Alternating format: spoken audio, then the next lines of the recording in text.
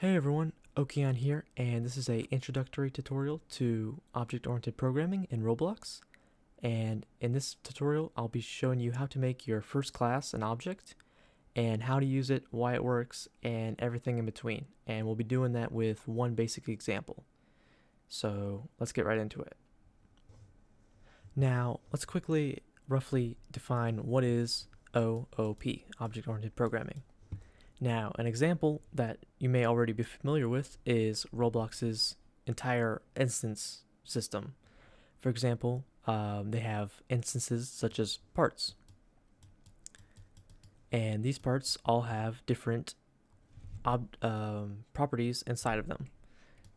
So like they have transparency and color and whether they're anchored or not, things like that. And these are called properties or attributes. And they also have different functions like find first child, get children, and destroy. And then these are called either methods or sometimes they're called functions. And that is just an example of what an object is in object-oriented programming. Roblox is already structured like that in Roblox Studio.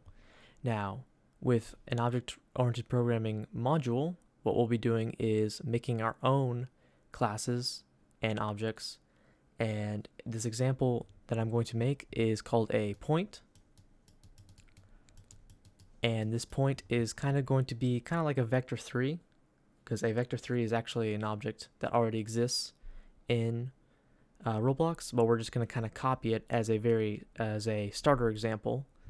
And this is going to have an X, a Y, and a Z for its attributes. And then we'll have a method called get magnitude. So let's go ahead and make this really quick. Now, unlike other languages like Java or C#, where object-oriented programming is built right into the language, Lua does not have object-oriented programming built directly, inherently right into the language. You kind of have to use the use of meta tables to kind of get around that. But instead of having to go through all of that, what we can do is just get a object-oriented programming module for Lua that's already been made, so we don't have to reinvent anything. And that's what I'm just going to show you how to do. This one right here, called Classic, can be found online by just going to Google and searching up Classic RXI. And this is the one that I use. The code can be found right here, classic.lua. And you just want to copy this and paste it into a module script. And normally I just rename this class, or whatever you want to call it, and put it into replicated storage. And I also have right-clicked it and saved it to Roblox so that I have it in my toolbox, which you can do that as well. I highly recommend that you do that so you don't have to, that you have it somewhere saved right away. And that's it. There are other modules out there as well. For example, I have a couple saved here. There's one called middle class that I have saved in here, but I don't use this too often. This is like a more complicated version of the same thing. These different modules are going to have, you can Google search around for them. There's like 10 different ones that I could probably find within a few minutes, but they're all going to do the same thing. You're just going to use them different ways because they have different syntax that you just have to refer to their documentation. But this one is for, this tutorial is going to be using Classic by RXI, so this is what I'm going to be using. Alright, so to make our first class, we're just going to go to replicated storage and hit the plus button and add a module script. And just rename this to whatever the name of the class is. I'm going to rename this to point. That is the simple class that we're going to be making in this video for now. And the first thing you want to do is require the class module. So require local class equals require game.replicatestorage.class. And to make the point class, you do local whatever you want to name it equals class, and then there is a function inside of the class module called extend, and this is going to create a new class as an extension of class, if that makes any sense. I'll explain it in a minute. And then lastly, since it's a module and it has to return some sort of value, you're going to return the object that you made. So return point. Now, in object-oriented programming, it is very common to have something called a class hierarchy or a class tree. And basically what that is a tree or a hierarchy where you have a base class at the top. So in our case, that's just our class module. And then everything that comes out of that is an extension. So we made our point class and extension of class. So it goes from the top downwards. Now, in the example of Roblox that I made, or that I was comparing to earlier with the part, Roblox has its class hierarchy of its own, and its base class is called instance. That's where you get the function instance.new, like whenever you make a new part inside of a script or a new GUI or whatever, and you do instance.new, and then you put, in quotation marks, you put part or whatever. That's what that's all about. You're making a new instance, and if I actually go to the Roblox wiki or dev wiki, whatever it's called, developer hub, this one right here, and I go to API reference and I go to class tree right here, it says class tree, we can actually look at the class tree of Roblox. So instance is all the way at the top. It's kind of weird to look at because it's like in a sidebar, but you can see, you might be able to see this little dotted line. If you go there yourself, you'll see it says instance, and then every class below that is an extension. So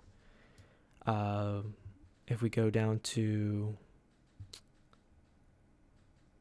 let's go down to the one that has part inside of it, which is all the way down here. Where is it?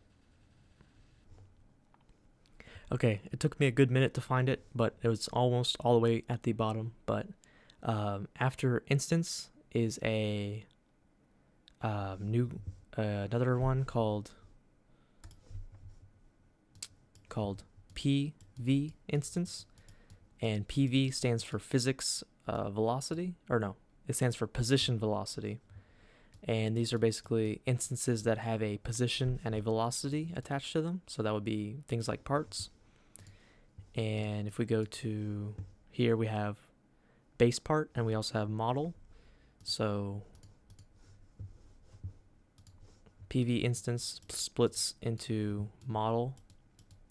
So that would be the little model, like when you group different parts together, when you do Control G, that's the model. And then we also have base part. By the way, classes that aren't used, like a model is used, but you never have something called a PV instance or a base part. These are called abstract classes, and then the model is just a normal class.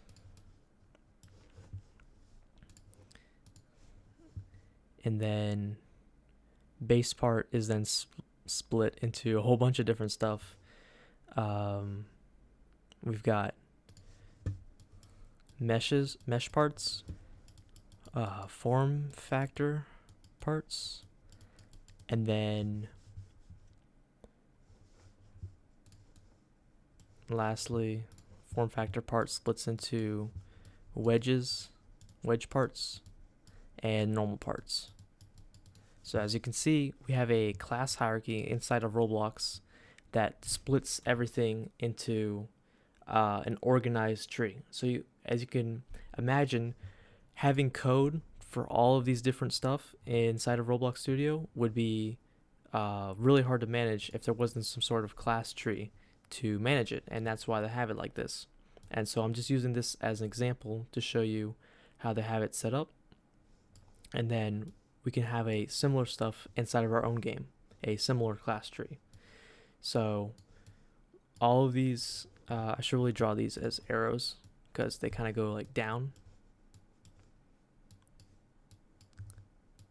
into each other. And essentially why they have it like this is because what's going to happen is that the part class is going to inherit everything from form factor part, and form factor part is going to inherit everything from base part, and base part is going to inherit everything from the position velocity instance, and then the position velocity instance is going to inherit from the base class. So that's what a class tree looks like. Alright, now that we've talked about what a class tree is and what extend means, we now have the basic template of making a new class. Just require the class and extend it into a new class and return it. But this isn't very useful. A class isn't very useful if it can't make new objects. So we're gonna allow this point function to make new point objects that are specific to being points and serve that purpose. So to do that, we're going to make what's called a constructor function. So, or it's just called a constructor most of the time. And we do this by doing, in this module, it's function, the name of the class, colon, new. And that's it. Really easy to remember. Now, sometimes it's called new, like instance.new or vector3.new, like in Roblox. Sometimes it's called init or initialize or construct. Has some different names, but they all mean the same thing. Now, inside the parentheses are going to be the names of the parameters that we want to give to the construct function. And for point, that's going to be real simple. We're going to give a x parameter, a y parameter, and a z parameter. And when we're going to eventually make new point objects, we just have to give a x argument, a y argument, and a z argument to match the three parameters. Alright, now that we know what a constructor function is and the parameters, we're now going to insert the arguments that we get as the arguments that we get in the parameters. We're now going to insert that into the point object as properties. And that is what these three are. The x, y, z on the left side, these are representing the properties. Just like a part has a transparency property and other properties, we're going to have just a simple x, y, z property. So to do that, to insert new properties, we just do self.x, and self references the new point that you're making. So it's the new point that we're making .x equals x, whoops, just x. Self.y equals y, and self.z equals z. Now you can make even more properties. You could make, self.whatever is equal to whatever you want, but we're just going to store the three arguments for now. Now, it's usually a good idea to add a backup property. So for this one, I'll do or 0, and or 0. That way, if the x, y, and z, if any of those properties are left, or arguments are left blank, it will just default to 0. So these are the default values. So if I just do point.new or a new point without any parameters, it'll just default to 0. But if I do give arguments, then it'll be whatever those arguments are. Alright, so now we have a constructor function, and it's accepting arguments and it's inserting those arguments as properties. Now let's do the last piece of the puzzle, and add some methods. So just like parts have methods for finding children or getting children or destroying, we're going to have a point. Well, actually, we're going to make two point methods. One is going to be called print, and the other one's going to be called get magnitude, which is similar to magnitude in vector 3. So let's make the first one, function point print. And what this one is just going to do is it's just going to print self.x, self.y, and self.z. Real simple.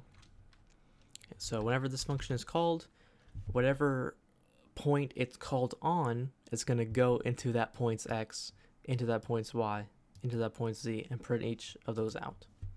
So you can have different points and call the same function on different points, but you could print, it's going to print out different things. It's going to, for one point it might be 1, 2, 3, and for a different point it might be 0, 0, 0, whatever. Alright, now let's make another function to get the magnitude of this point. Point colon get magnitude,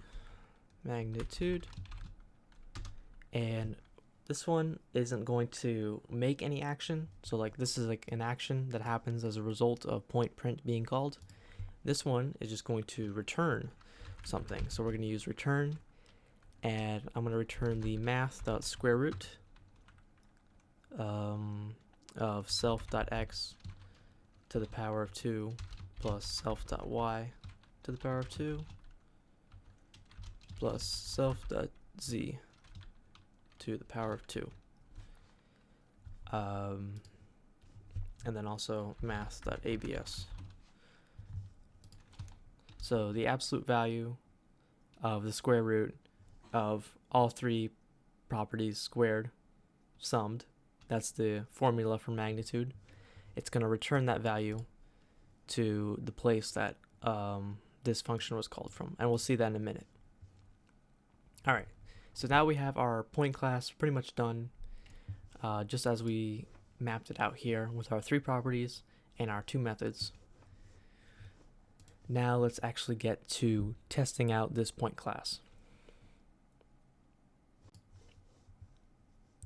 Now you can make a server script in server script service or a local script in starter player if you wanted to test on the server or if you want to test on the client. Either way is up to you, but I'm going to be testing this on the server, and I'm going to be making the point objects on the, on the server. So I made a server script, and to test out the point class, we first have to require the point class by doing local point equals require game.replicate storage and then our point class, and that will go ahead and run this and return the point class, and while doing that also require a class in the middle of doing that. So there's our point class in a required form. We can then make a new point. We'll call it point A is equal to point, and then with this module, to take a class and make a new object out of it, all you have to do is take the class in its required form and just call it with 2 parentheses, and inside those parentheses is where we're going to end up giving our arguments. So I'm going to do 3, 4, 5 as our 3 numbers. Now I'm then going to do point A print, and then I'm going to do local point A magnitude is equal to point A get magnitude, and then I'm going to print that magnitude out. Okay, so this is creating a new point object, and it's going to return it into this point A variable, and then from there I can then call all the functions that I want that are available inside of the point class on this point object. So I can call print, and I can call get magnitude, Now print is just going to call this action when it's called, and get magnitude is going to return a value, and that return is going to get put into point A magnitude, and I can then print it out if I want to. I can also change the individual properties of my point by doing point A dot x equals, let's say we want to double all of the properties, all the numbers in our point. So we're going to double it. So point A dot x is equal to point A x times 2. Point A dot y is equal to point A dot y times 2. Point A dot z, like so. And then I'll just go do these three things again. So copy, paste. Alright, so let's go ahead and run this and see what happens. So I'm going to click under my test where I would see play. I'm going to click run. And as you can see in this output, it works just as expected. We have I made a new point with the parameters x, y, and z, 3, 4, 5. And when I printed it out, it gave me 3, 4, 5. Then I went and got the magnitude of that and printed it out and gave me a magnitude of 7, which seems about right. And then I changed the values and then did the same thing again. And then I got a 6, 8, 10 point, and the magnitude was then doubled as well. So there you have it. That is a basic introduction to object-oriented programming. Of course, this is just printing out numbers on an output, not anything too practical yet, but as just a introduction to object-oriented programming, I just want to show you how to use a module like this and how to get started with it. So once you master the basics of using, requiring the class, making extensions to make new classes, making a constructor class, inserting properties, and making methods, once you get a kind of a wrap around that, actually making objects that make sense in your game will then be very easy and useful. So that's what I'll be doing in future videos, but that's it for this video. If this was very helpful, then just let me know. If not, if you have some comment or whatever, you can just leave it in the comments, and I do try to read everything. So yeah, and that's it. So hopefully this was helpful. I'll see you guys in the next tutorial, where I'll be going over this but more advanced.